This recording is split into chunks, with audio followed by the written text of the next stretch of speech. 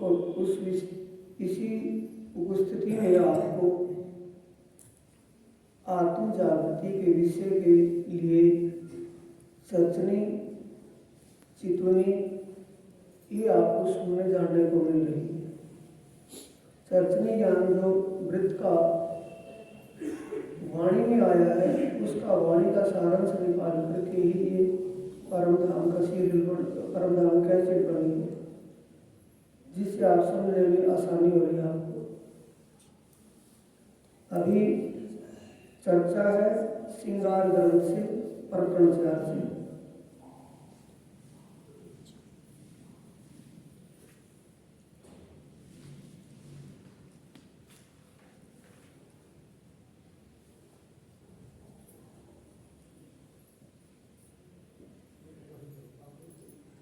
चौपाई आई है, 20वीं चौपाई है। रूह तेती जागी जानियो, रूह तेती जागी जानियो, जेता दिल में चुभे हक अंग, जो अंग हृदय न आया, रूह के तेती फरामोशी संग।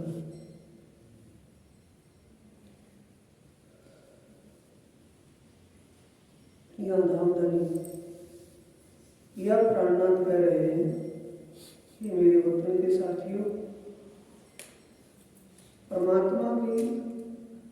परमात्मा का सर्वोच्च शोभा श्रृंगार जितना आपके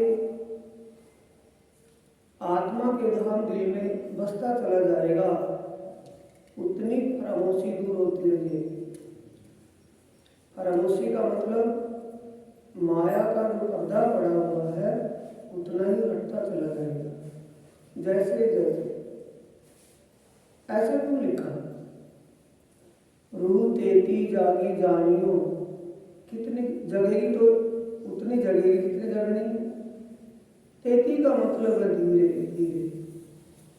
जितना भी आपको पारब्रह्म परमात्मा के स्वरूप शोभा श्रृंगार, पारब्रह्म परमात्मा के दिव्य धाम और वहाँ की लीला जितनी जितनी समझ में आती जाएगी, और समझ करके आप जितना ध्यान चितवन अमल करोगे, उतनी आत्मा जागृत होगी, उतना ही आत्मीय आनंद अनुभव होगा। कि ज्यादा भी हो जाएगा। जितनी लगन करेंगे, जितनी दिलचस्पी से, जितनी इच्छा से, दिलचस्पी रुचि से जितना भी हम ध्यान करते चले जाएंगे, पहले ज्ञान की दृष्टि से फिर आत्म की दृष्टि से, उतना ही हमें आत्मीय आनंद अनुभव होता चला जाएगा।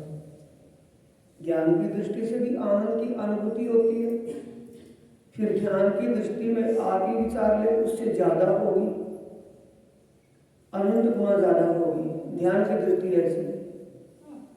रूह तेती जागी जानियो, जेता दिल में चुभे हक अंग, जो अंग हृदय न आया, रूह के तेती फरामोशी संग।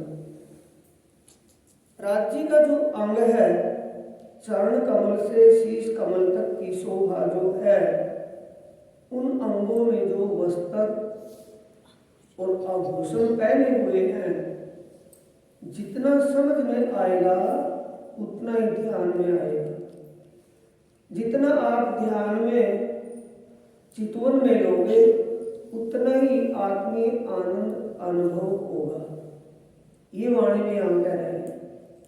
ताथे जोरू अर्श अजीम की, ताथे इसलिए जो भी ब्रह्मधाम की आत्मा, यानी जिन सुंदर सात्विक ब्रह्म ज्ञान मिल गया, उन सबको कह रहे हैं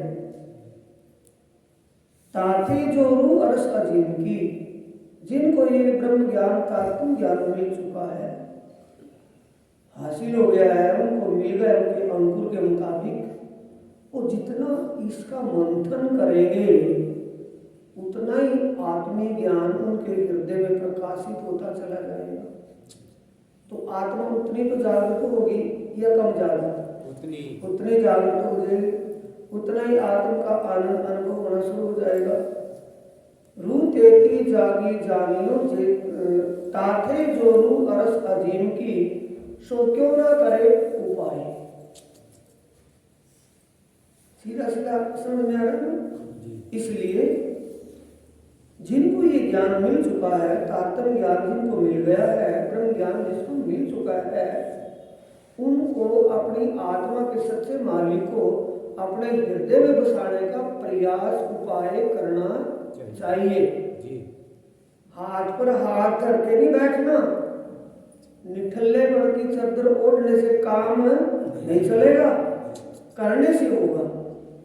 जो भी करेगा खुद के लिए करेगा, दूसरे के लिए नहीं।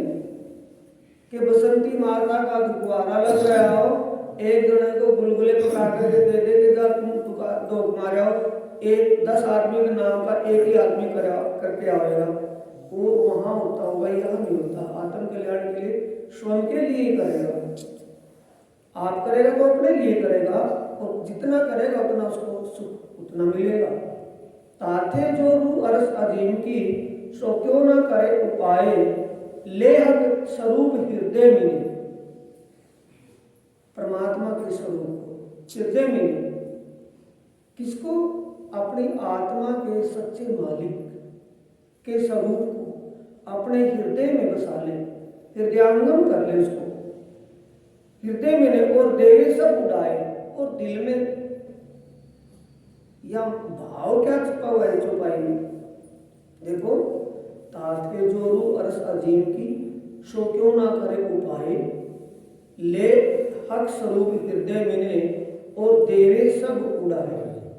सब उड़ाने का मतलब, इससे पहले आत्मीय ज्ञान होने से पहले, परमात्मा के बारे में समझ होने से पहले, जो कुछ भी अज्ञानता वश दिल में बसा हुआ था, देवी हो, देवता हो, भगवान हो, ईश्वर हो, नारायण, कुछ भी है जो दिल में बसा था, जब उससे भारीपन आ जाएगा, उससे असल ज्ञान आ जाएगा, तो वो नकल की बात दिल से स्वतः ही निकल जाएगी। निकालनी नहीं पड़ेगी, निकल जाएगी, रहेगी नहीं।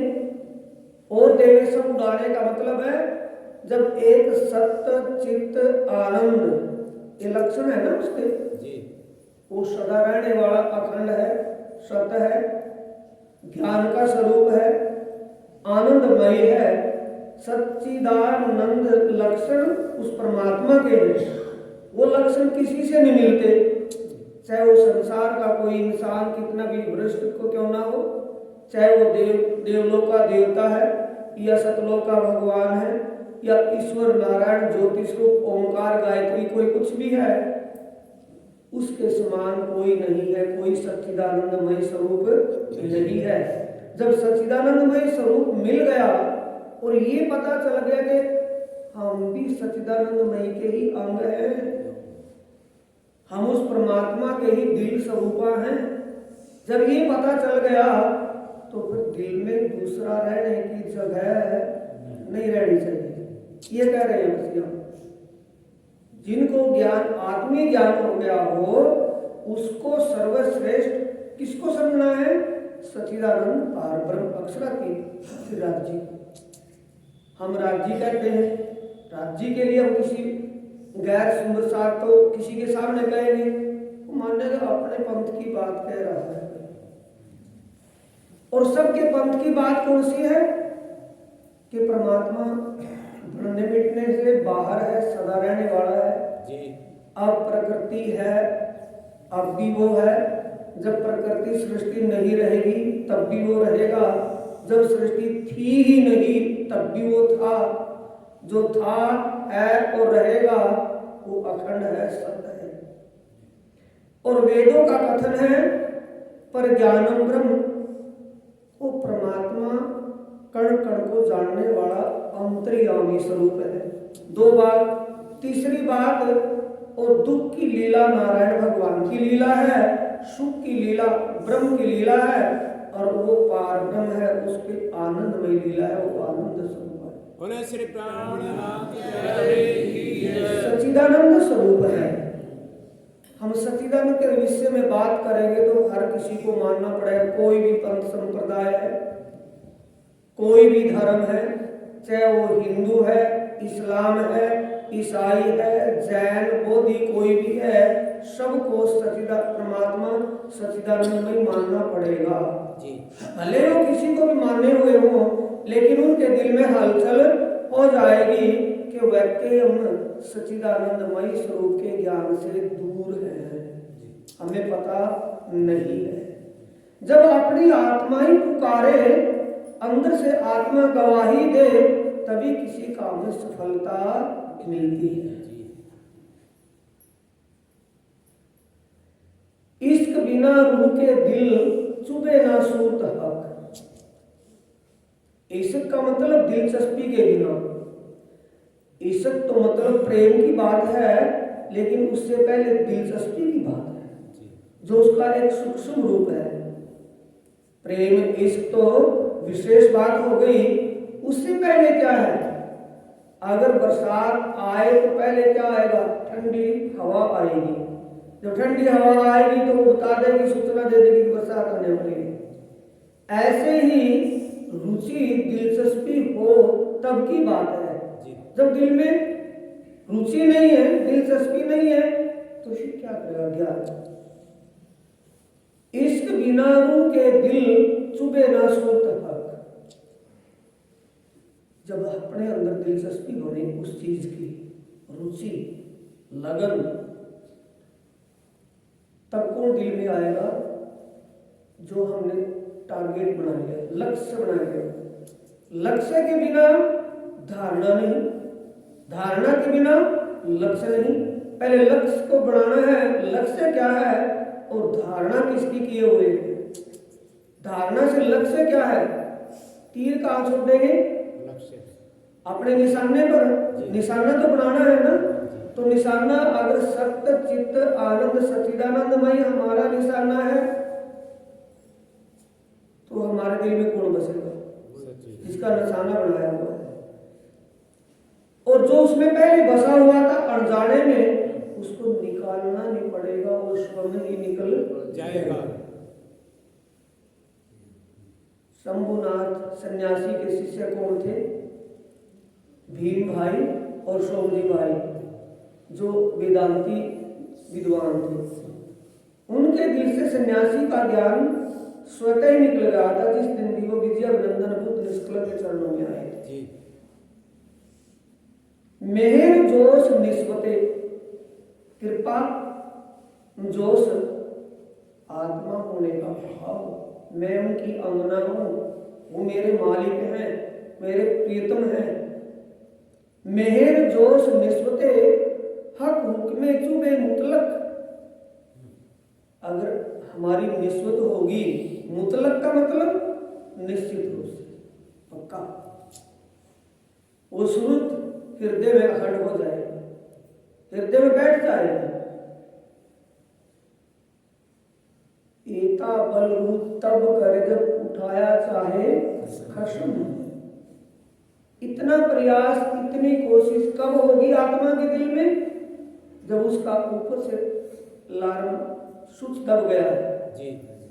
अब उसकी जागनी होनी है। कुछ भी होता है, जागनी होनी है। मोहे दिल में हुक्म यूं कहा, जो दिल में आवे हक मुख, तो खड़ा हुए मुख रूह का, हक सो हुए सन्मुख। चरण कमल से शीश कमल तक जब मुखमंडल की शोभा आत्मा के धाम दिल में बस गई कि कितना सुंदर स्वरूप है। कैसे उसकी भुएं हैं, कैसे उनके नेत्र शीतल नेत्र हैं, कैसे नासिका है, दांत दाढ़ी दंत उज्जवल, जुबा अमृत से सजी। जुबान, होठ, होठों की मुस्कान, ठुड्डी, दोनों कपोलों में गड्ढे, कितना सुंदर स्वरूप है। और जब मुस्कुराते हैं तो लालिमा और बढ़ जाती है। अधूर हरवटी नासिका, दंत जुबा और गाल, जो अंग आया हक का दिल में, उठे रूह अंग उसी मिसाल। जो भी अंग, एक चित्रनी का है या कौन सा है? आत्म फरामोशी से जागेगा प्रकरण है। फरामोशी है आत्मा पर, भरम भूल में भटके हुए हैं, करना है क्या, कर रहे हैं क्या, ये उसको छोड़कर वो करना है। जैसे ध्यान करना है, ये स्वरूप सामने है, 2 स्वरूपों का ध्यान कर लिया, ये ध्यान नहीं हुआ। ध्यान करने का तरीका बता रहे हैं, फरामोशी से जागने का तरीका बता रहे हैं प्राणनाथ जी।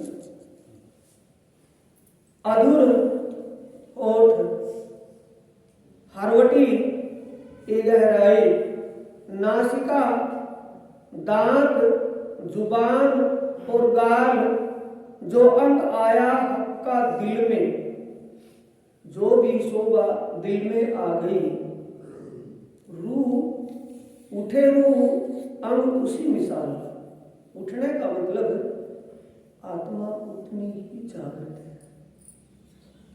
है। जब स्वरूप, मुखमंडल की शोभा, उनकी सुंदरता, कोमलताई और अधरों की मुस्कान,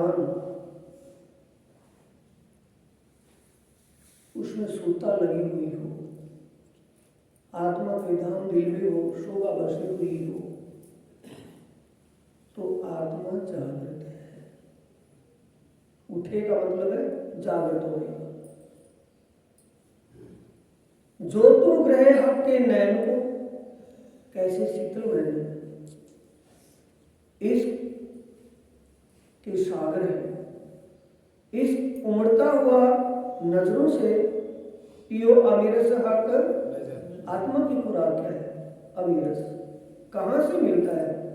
प्रियतम की नजरों से मिलता है। वो इश्कमय नेत्र शीतल। तो नजर खुले रूह नैन, रूह नैन, पर आत्म की नहीं, आत्मा। पर आत्म तो भेले को दे, भेले ही जान से। लेकिन जो आत्मा के दिल में यहां आता है, ये दिल उस दिल से कॉन्टैक्ट है, वहां से कनेक्टिविटी है। जो यहां होता है वहां पर आत्मा को एहसास होता है। उस आत्मा का हृदय, आत्मा की सुरता, आत्मा की चित्त वृत्ति ही, परात्म की चित्त वृत्ति ही आत्मा है यहाँ। तब आशिक और मासूक के कोई नैन, नैन से सैन, इशारों से आशिक और मासूक की बातें हल्ला मचा करके होती है कि इशारे में हो जाती है? नजरों से हो जाती है। और परमात्मा की जब नजरों से नजर मिली हुई हो, परमात्मा निराकार नहीं है। निराकार है, अपने समय पर साकार रूप में आ जाएगा, और जो साकार है अपने समय पर वो निराकार हो जाएगा। साकार निराकार ये बढ़ना मिटना स्वप्नवत है, वो स्वप्न से परे साक्षात रूप है।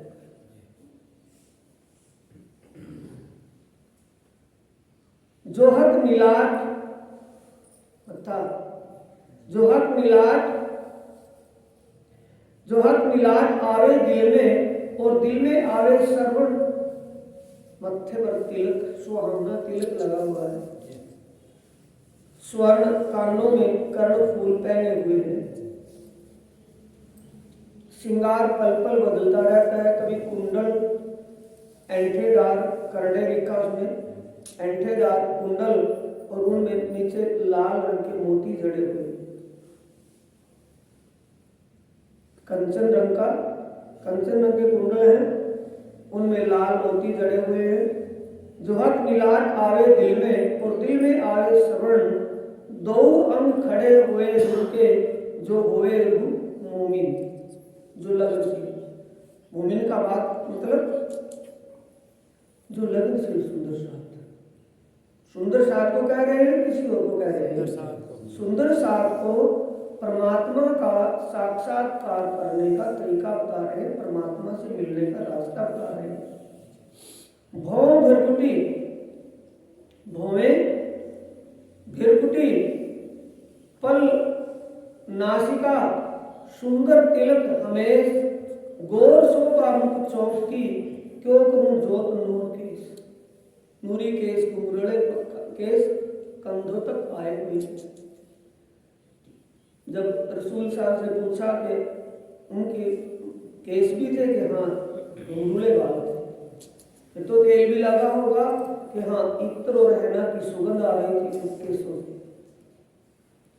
ए अंग जेते मैं कहे आवे रूह के हिते हक, तेते अंग रूह के उठ खड़े होए बेशक, पाग बनी सिर सारंगी, सारंगी के आकार की जैसे सारंगी होती है, आगे से पतली पीछे से पतली बीच में चौड़ी, तो ऐसे सारंगी आकार की पाग बनी हुई है। पाग बनी सिर सारंगी, इन जुबा कहीं न जाए, ऐ जुगत जोत क्यों कहूं, जो हक्के बांधी दिल आए। धाम धनी ने अपने दिल से, अपने हाथों से जिस पाग को बांधा हो, कितने संवार के बांधा होगा और कितनी सुंदर लग रही होगी। अतंत शोभा सुंदर चढ़ती चढ़ती तरफ चार, जित देखूं तित अधिक शोभा न आवे माहे सुमार। हक हेड़ा फिर देख रही, छाती कैसी है, दिल में रहे दायम, सोहेड़ा अंग रूह का उठ खड़ा हुआ कायम। दायम का मतलब दीदार करते ही ऐसा लगता है जैसे धाम धनी के हेड़े पर क्या है, श्रृंगार शोभा कैसी है, एक खुले अंगों का वर्णन कर रहे हैं। और शेर यहाँ छाती पर हार आई है, सुंदर हार, गले में 5 साल 6 हार, गले में किसी श्रृंगार में 5 है, किसी में 4 है, किसी में 6 है। जो हक अंग दिल में नहीं, सो अंग रूह का परामोश।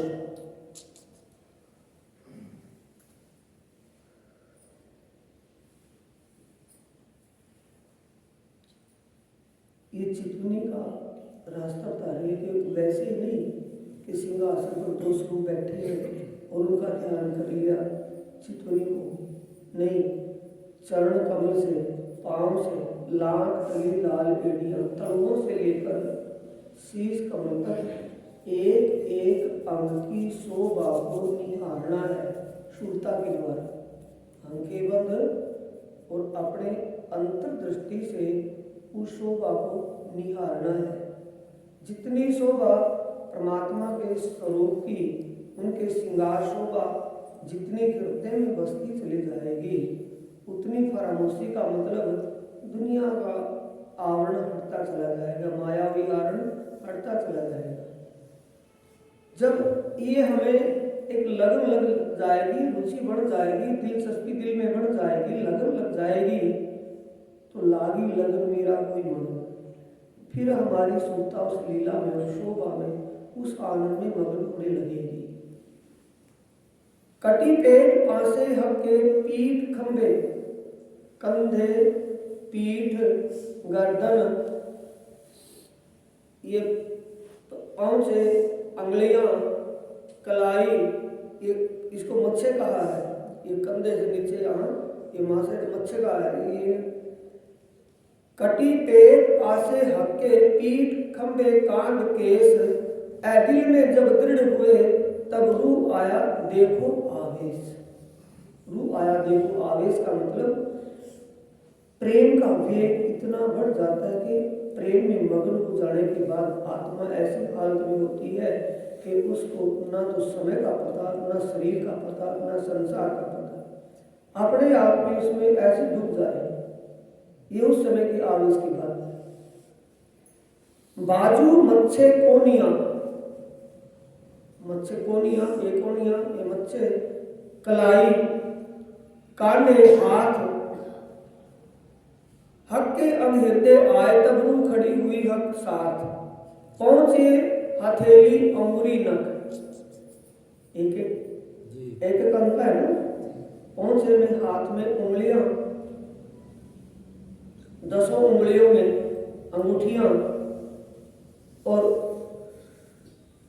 नखुन का नूर, हथेली, लाल हथेलियां, अंगुरी, नख, लीके, ये लकीरें जो इसमें हाथ में हथेलियों में लेके आई, कितनी कितनी बहुत सी चितुएं करनी है।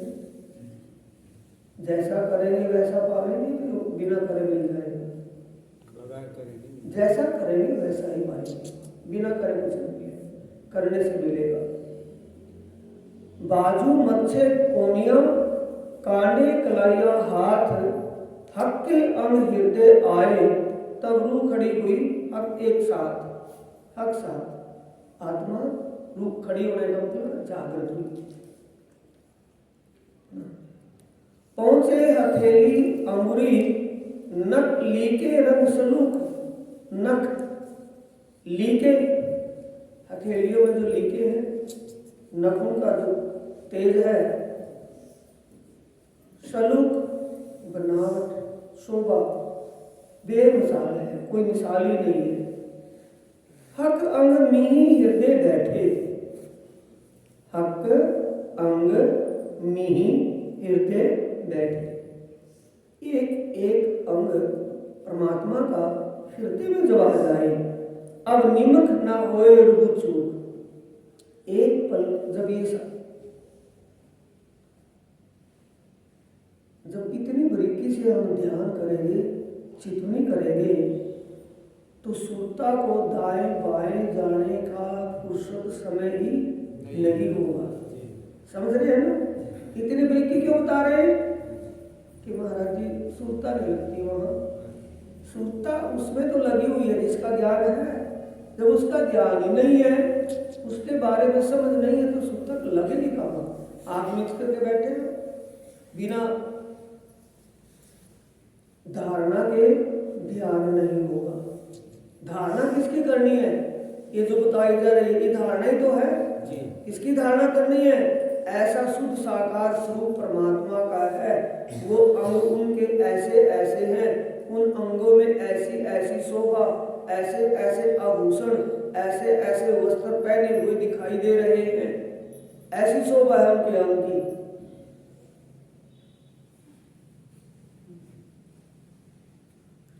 जब हक चरण दिल दृढ़ धरे, तब रूह खड़ी हुई जागन।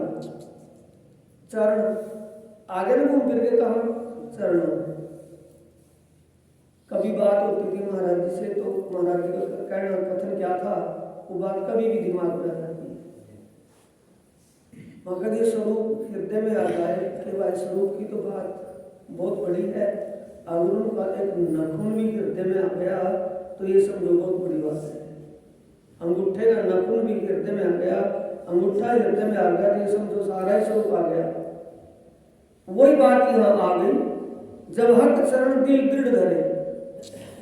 जब आत्मा के सच्चे मालिक के परमात्मा के चरण कमल हृदय में बस गए, हृदय में वो शोभा आ गई, दिमाग में तो ज्ञान के द्वारा, दिल में ध्यान के द्वारा जब वो शोभा आ गई, तब रूह खड़ी हुई जाग। आत्मा जागृत है। खड़े होने का मतलब जागृत है। हक अंग सब हृदय आए, तब रूह जागे अंग परवाह। निश्चित रूप से आत्मा जागृत होगी जब ये अंग हृदय में आ जाए। उन अंगों को समझने के लिए आज कितना आसान है सुंदर साहब जी। जिस वक्त ये वाणी नाजिल हुई और ब्रह्म मुनि परमहंस इस वाणी को सुन करके, समझ करके अपना ध्यान वहां लगाते होंगे, तो उनके लिए कितना कठिन होगा वो मामला। आज आपको स्वरूप कैसा है, शोभा और श्रृंगार कैसी है, ये सारा कुछ ज्ञान आपको मिल रहा है।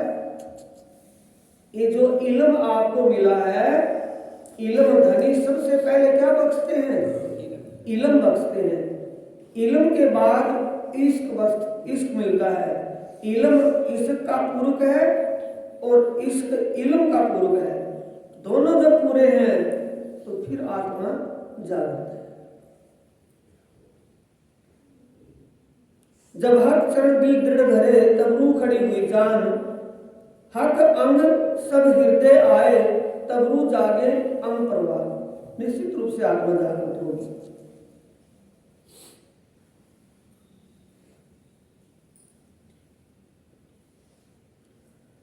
मोहरी चूड़ी इजार की,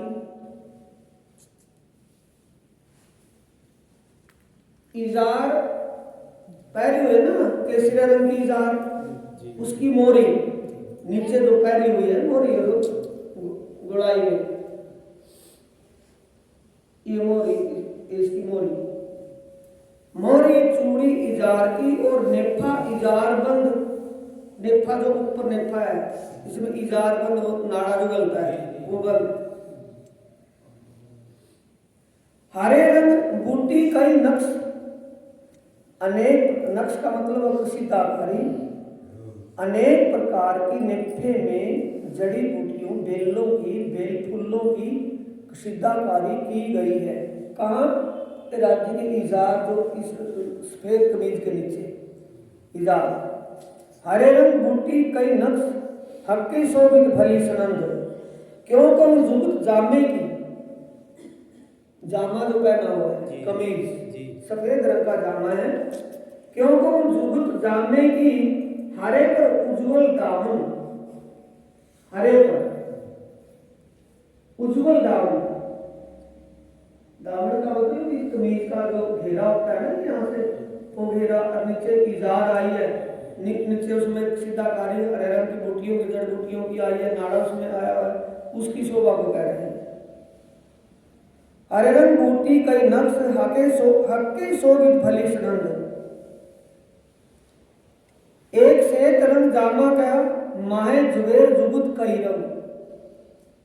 जामा कमीज सफेद रंग का है, उसमें अनेक प्रकार के रंगों की कशीदाकारी है। कोई भी वस्त्र ऐसा नहीं जिसमें जड़ाव जरी नहीं निकली हुई। इन जुबा रोशनी क्यों कहूं जो झलकत अरस के नंग, परम धाम के नंग जो जड़े हुए हैं कमीज में वो अपनी अपनी झलकार दिखा रहे हैं। बीच पटका कसा कमरे, कमर में ये कमरबंद नीले रंग के तोतियाई रंग का, नीलो ना पीलो बीच के रंग का पटका, ये तोतियाई रंग का पटका। बीच पटका कसा कमरे रंग कई विध छेड़े किनार, छेड़ले किनार बेली जाए ना बोलते हैं ना वो बात याद रख। छेड़ले का मतलब गुजराती में कहते हैं छेड़ा पल्ले को। कोई भी चद्दर का भी पल्ला होगा, परना होगा उसका पल्ला होगा, तौलिया होगा उसका भी पल्ला होगा। तो जो ये कमर पर बंधा हुआ है ना, इसके पल्ले और इसकी किनारी पर फूलों की बेल की कशीदाकारी की हुई है, बहुत सुंदर लगती है। और पल्लों पर फूलों की कढ़ाई कशीदाकारी की हुई है। रंग कई छेड़े किनार बेली नक्श फूल कहते कहूं, कितने प्रकार की बेल डिजाइन और फूल उसमें निकले हुए हैं। अवकाश भरे झलकार यानी आसमान में निकल के तरंग आसमान को छू रही है, ऐसा कशीदाकारी उस पटके में है। पटका कमरबंद जो बंधा हुआ है। एक झलकार मुख कहत हूं माए कई सलूकी सुखदाय। एक रंग का नग हो तो एक ही झलकार होगी। जब वहां नग सफेद नीले पीले हरे लाल आदि अनेक प्रकार अनेकों नग हैं, तो उन नगों में से अनेक नगों में से अनेक ही प्रकार की शाइनिंग चमक निकलेगी, एक ही प्रकार की निकलेगी। अनेक प्रकार की शाइनिंग आसमान को छूती हुई दिखाई देती है। माहे कई सलूकी सुखदाय शोभुन गर्भित इन जुबा रंग रोशन क्यों कहे जाए। कि वो जो झलकार उसके लिए भी यहाँ आकर के सब बंद हो जाता है कि शोभा जाने आत्म की लगन। हमारी अंतर आत्मा में जितनी लगन होगी हमें उतने ही आनंद की अनुभूति होती चली जाएगी। जिस वक्त आप ध्यान के सिस्टम में बैठना शुरू कर दोगे और आपका ध्यान एकाग्र होने लगेगा तो अनेकों प्रकार की अनुभूतियां शुरू हो जाएंगी। आप अपने जुबान से नहीं बता पाओगे उस अनुभूति को, लेकिन आत्मा फील करेगी। सोगुन गर्भित इन जुबा रंग रोशन क्यों कहे जाए। वैसे ही सिंधी ग्रंथ में आशिकों का गुनाह भी कहा है। मेरी बात समझ रहे हैं? लेकिन ये तू भूलेगी तो मैं देऊं बताए, मैं भूलूं तो तू तुरंत दिए जगाए, ये उत्तरदायित्व भी है। वैसे आशिक का गुनाह प्रकरण आया है उसमें सिंधी ग्रंथ में, सिंधी में भी आया है, पीछे 3 प्रकरण हिंदी में भी आए हैं। उसमें आशिकों का गुनाह क्या है?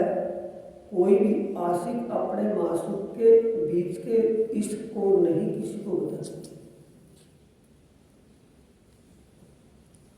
ये गुनाह भी है, लेकिन गुनाह नहीं है, उनके हुक्म के बिना पत्ता नहीं हिलता। उनके हुक्म से होता है जो होता है, जो स्पष्टीकरण होता है तो उनके हुक्म से होता है, जो गोपनीय बात रहती है तो उनके हुक्म से रहती है। अब तक वाणी गोपनीय क्यों थी?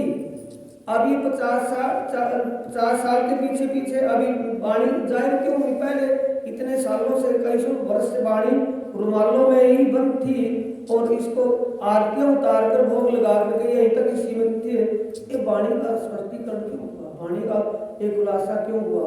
हुक्म से हुआ है कि अपनी मर्जी से? हुक्म से हुआ है। जामा जुट बैठा अंग पर, ऐसा लगता है कमीज की फिटिंग, जाते हैं ना किसी भी टेलर के पास कि फिटिंग सही होनी चाहिए भाई, तो फिटिंग कैसी है? जैसे कमीज उस बदन के ऊपर, तन के ऊपर बिल्कुल सिला हुआ सेट। जामा जुड़ा बैठा अंग पर कोई अचरज खूबी ले, विशेष करके ऐसा लगता है फिटिंग बहुत बढ़िया है, जहां खुला चाहिए वहां खुला है, जहां फिटिंग चाहिए वहां फिटिंग है। शोभा सलूकी सुख क्यों कहूं?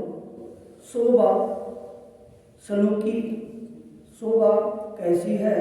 सलूकी का मतलब फिटिंग, सिलाई या उसका शोभा की सलूकी, उसकी बनावट कैसी है, किस प्रकार की फिटिंग है उसमें। अंग गोर पर जामा से, गोरे बदन पर सफेद कमीज, कितनी सुंदरता धारण की हुई। बगलों नक्श केवड़े, केवड़े का फूल होता है या बगलों में केवड़े के फूल की तरह डिजाइन बने हुए हैं।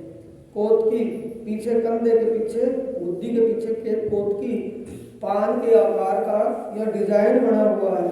घुंघरूले केस कंधों पर पड़े हुए हैं। बगलों नक्श केवड़े कंठ बेली दो गिरेवान, गिरेवान में दोनों तरफ या बेल का डिजाइन बना हुआ है कमीज में।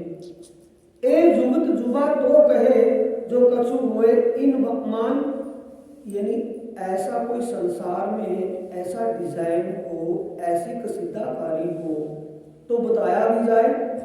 कटाओ कोतकी, पीछे कोतकी पान के जैसे, कान पीछे, कंधे के पीछे, बुद्धि के पीछे, यहां ऊपर फुंदन हारों के, और हार जो पहरे हुए ना उनके फुंदे कहाँ लटक रहे हैं? कोतकी पर पीछे। रूजो जागृत अरस की सुख लेसी बका इत ए, इन परमधाम के सुखों का आनंद अनुभव वही आत्मा कर पाएगी जिसके अंदर लगनशीलता होगी, दिलचस्पी। ये सभी ले लेंगे, सभी ले लेंगे। लगन की बात है, जो भी लगन करेगा, चाहे वो परमधाम की आत्मा है या वो हद का जीव सृष्टि है या ईश्वरी सृष्टि है, भले ही कोई भी है, जिसके अंदर जितनी दिलचस्पी होगी, लगनशीलता होगी, उतनी ही आनंद की अनुभूति उसको होती जाएगी। बोलिए श्री प्राणनाथ प्यारे की जय। बाहें, चूड़ी और मोहरियां, बाजू की ये जो बगल है, ये बाहें हैं, इनकी ये जो मोहरी यहाँ है, तो इसमें चूड़ी सलबट पड़ी हुई है, सड़ पड़े हुए चूड़ियां बनाई हुई है डिजाइन। बाहें, चूड़ी और मोहरियां, चूड़ी अचरक जुगत, निपट मिही मोहरियां ब्रीक। निपट का मतलब है फिट है वो बिल्कुल। चढ़ती चढ़ती शोभित आए वस्त्र हृदय हटके, रू अपने पहने बनाए। जब राज्य का श्रृंगार कर रहे हो तो किस राज्य की शोभा का हम ध्यान चिंतन कर रहे हो, तो क्या मानना है? हम यहाँ पुरुष हैं तो पुरुष का शरीर मानना है कि आत्मा का? पर आत्म लेके विषय संग ससम, पर आत्म रूप में कि मैं धनी की अंगना हूँ, मेरा भी श्रृंगार ऐसा ही है। जैसे मेरे धनी का नूर है, ऐसा नूर मेरा भी नूर है। संसार के रूप स्वरूप सब सारे उसके आगे फीके पड़ेंगे। अपने ही रूप, अपने बदन का, अपने आप का भी जब परात्म रूप में ध्यान में देखेंगे तो परात्म का स्वरूप देखने के बाद ये शरीर कैसा लगेगा? बिल्कुल फीका, पता नहीं क्या। तेती खड़ी रूह होत है, जेता दिल में हक अंग आई। 5 रंग माहे कलंगी, तामे 3 नग ऊपर। कलंगी में ऊपर से नीचे तक एक मध्य एक लगता, 5 रंग जोत बराबर, बीच में 7 लगते हुए 5 रंग। ए जो कलंगी सिर पर लटक रही सुखदाए, जो भूखन रूह नजर भरे, तो जानो अरवा दे उड़ाए। अग्नि आभूषणों के शोभा में आत्मा उड़ाए का मतलब है ऐसी ध्यान की गहराई में जाने के बाद शरीर का पता नहीं होता, समय का पता नहीं होता, संसार का तो पता होगा ही नहीं। जब शरीर और समय का पता नहीं कि मैं कब से बैठा था, कब तक क्या, कितना समय लग गया, क्या हो गया, तो संसार का पता नहीं होगा।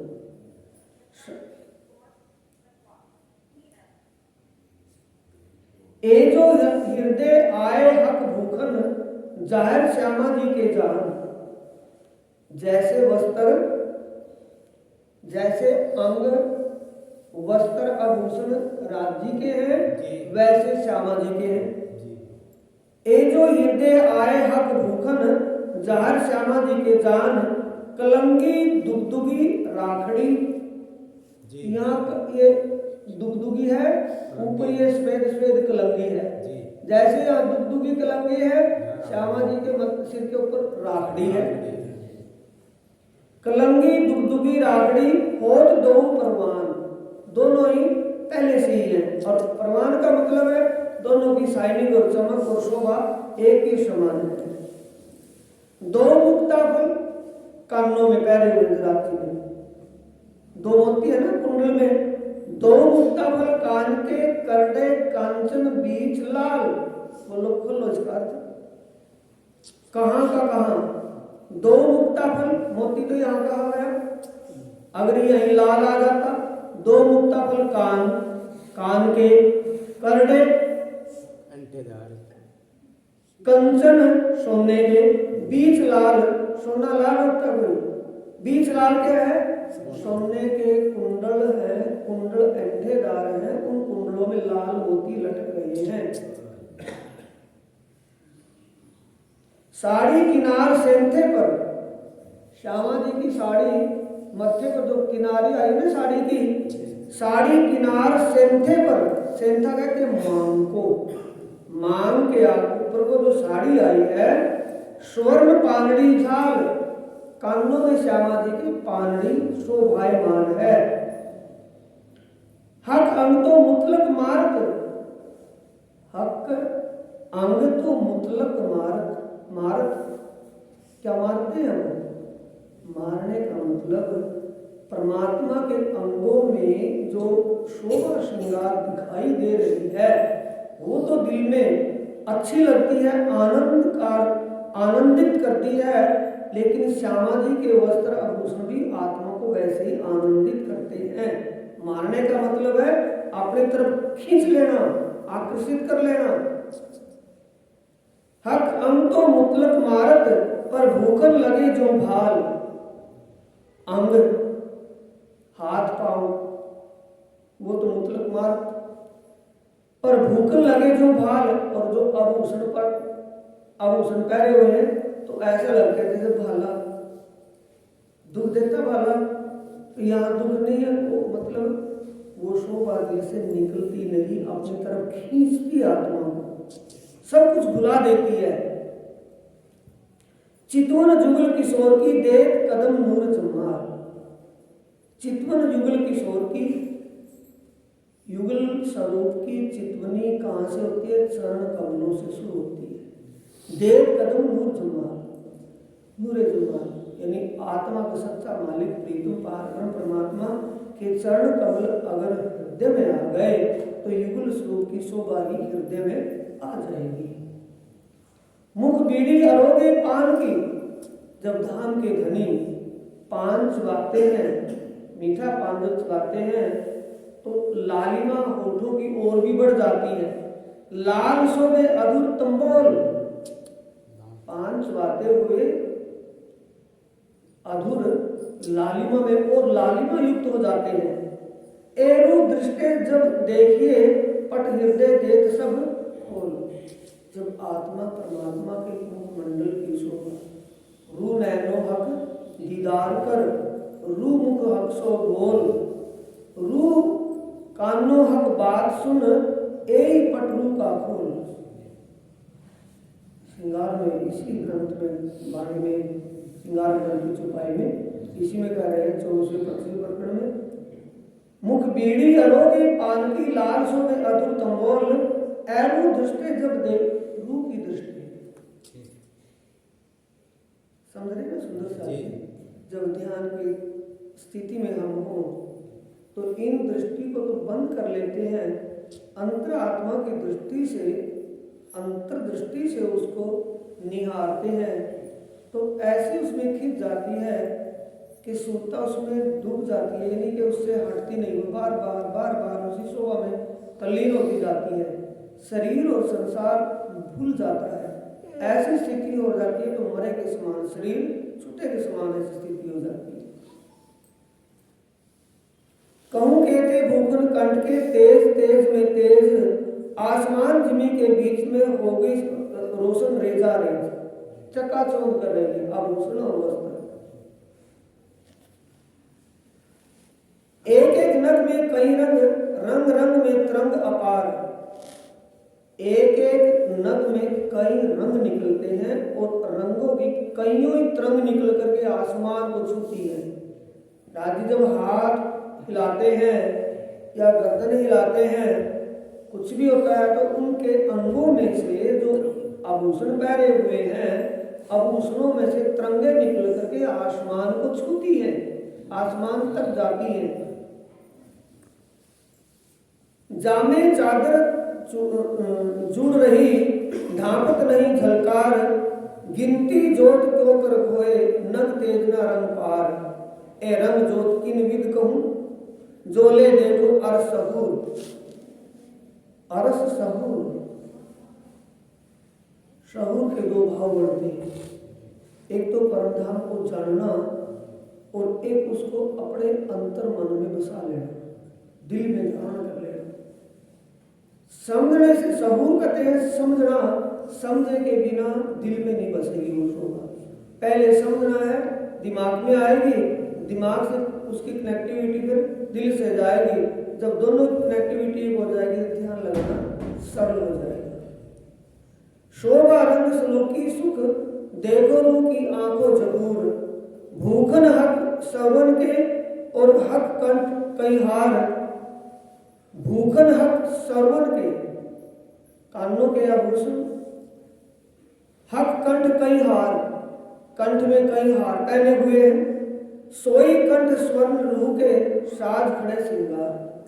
तो उस वक्त आत्मा का भी श्रृंगार वैसा ही सज जाता है परात्मा का जैसा उसके प्रीतम की शोभा श्रृंगार है। बाजूबंद और पहुंचियां शोभा युगल किशोर की दो होत बराबर, जो हृदय सो बाहर दो खड़े होत सरभर। जो हृदय में है वो वहां है और जो वहां है वो हृदय में है, दोनों एक समान। किसके समान? जो पर आत्म के दिल में प्रीतम की शोभा बसी है वो यहाँ आत्मा के दिल में बसी है और उसको जीव का दिल भी धारण कर लेता है। जो हृदय सो बाहर दो खड़े होत सरभर, बाजू बंद और पहुंचियां कड़े जुए कंचन, नग रंग नाम केते कहूं कई जाए न जरा रोशन। मुंदरियां दसों उंगलियों एक छोटी की ना कहवाए जो। दसों उंगलियां, 8 उंगलियां और 2 अंगूठों में, इन सब उंगलियों में मुंदरियां पहनी हुई है।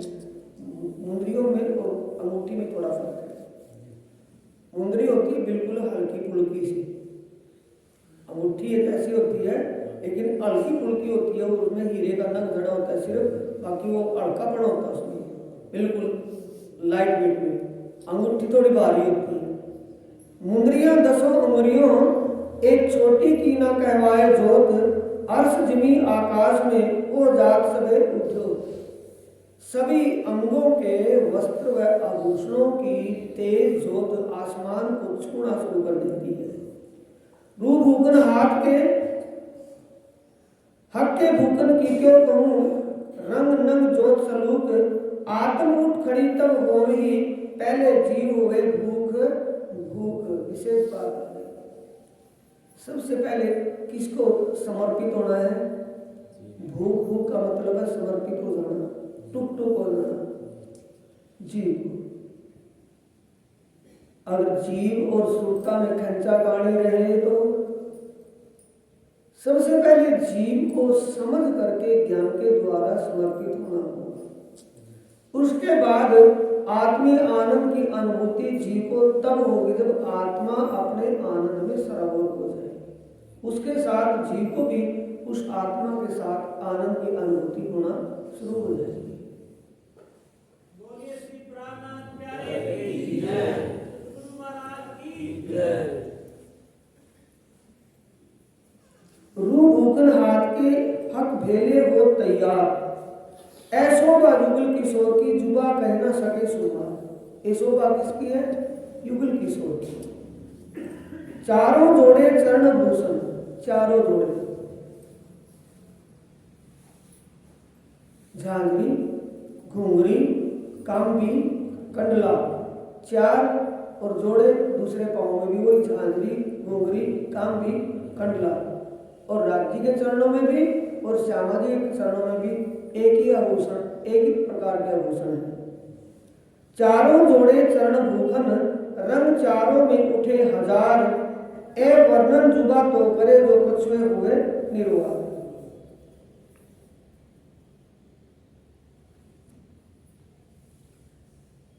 वस्त्र भूषण हक के आए हृदय जोकर, वस्त्र आभूषण हक के परमात्मा के, आत्मा के सबसे मालिक परमात्मा के वस्त्र जो धारण किए हुए हैं, देख रहे हैं ना जी। ये वस्त्र आभूषण शीश कमल से लेकर के नीचे तक वस्त्र आभूषण हक के। आभूषण, ये आभूषण पहने हुए हैं, जो हार पहने हुए हैं, अंगूठियां पहनी हुई हैं, बाजूबंद है, पहुंची है, कड़ा है, श्यामा जी गले में हार है, कंठसरी है, वो हार है, पचावड़ा है, अंगूठियां हैं, फिर नवगढ़ी है, नवचूड़ है, कंकड़ी है, बाजूबंद है, जितने भी हार श्रृंगार, कानों में पानड़ी है, राज्य के कानों में मुक्ता कुंडल में मोती है, वैसे कर्ण फूल पहनते हैं। जिस श्रृंगार में भी देखेंगे वो श्रृंगार शोभा। वस्त्र भूखन हक के आए हृदय जोकर, त्यों शोभा सहित आत्मा उठ खड़ी हुई बराबर। जैसे जैसे परमात्मा की शोभा आत्मा के धाम दिल में बसती चली जाएगी, वैसे वैसे आत्मा जागृत होती चली जाएगी। जब पूर्ण स्वरूप हक का आए बैठा माहे दिल।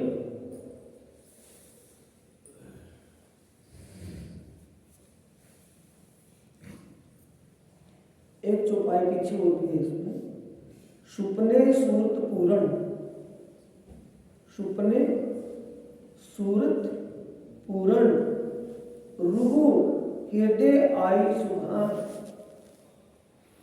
स्वप्ने के शरीर में, स्वप्नवत शरीर में जो जीव के ऊपर सूता रूप से आत्मा आई हुई है, उसके हृदय में जब परमात्मा की शोभा बस जाए, तब निज सूरत रूह की, निज सूरत जो परमधाम में बैठी है, रूह की निज सूरत जो पर आत्म के दिल में शोभा है, कोई आत्मा के दिल में शोभा है, तो दोनों एक समान। तब उठ बैठी परवान, उठ बैठने का मतलब जागृति। जब पूर्ण स्वरूप का आए बैठा माए दिल, तब सोई अंग आत्म के उठ खड़े सब मिल। पूर्ण स्वरूप का मतलब ये युगल स्वरूप में जो ये स्वरूप राज्य का स्वरूप है, युगल स्वरूप है, ये पूर्ण नहीं। अक्षरातीत का जो धाम दिल है, अक्षरातीत का जो दिल है, वो दिल का प्रकट रूप ही श्यामा जी है, दिल का प्रकट रूप ही आत्माएं हैं, दिल का प्रकट रूप ही अक्षर ब्रह्म और महालक्ष्मी है, और उन दिल का प्रकट रूप ही 25 पक्ष परम धाम है। यहाँ कहने का मतलब क्या है, जब पूर्ण स्वरूप आपका, जब परमात्मा का स्वरूप और परमात्मा के धाम की लीला दिल में बस जाएगी, तो आत्मा जागृत है। जब बैठे हम दिल में, तब रूह खड़ी हुई जान, हक आए दिल अरस में, रूह जागे के ए निशान। कैसे निशान है आत्मा जागने के? जब बैठे हक दिल में, परमात्मा की शोभा जैसे दिल में बसी। कैसे बसेगी? पहले समझना पड़ेगा या बिना समझे बस जाएगी? समझना पड़ेगा। पहले सब धारणा के लिए तो समझना पड़ेगा ना, धारणा क्यों करनी है? जब धारणा करेंगे और धारणा वहां परिपक्व रूप में हो गई, तो धारणा ध्यान में बदल गई, और ध्यान जब ज्यादा समय तक वहां लग गया, तो ध्यान फिर वो समाधि में बदल गया। ये सुंदर साथ जी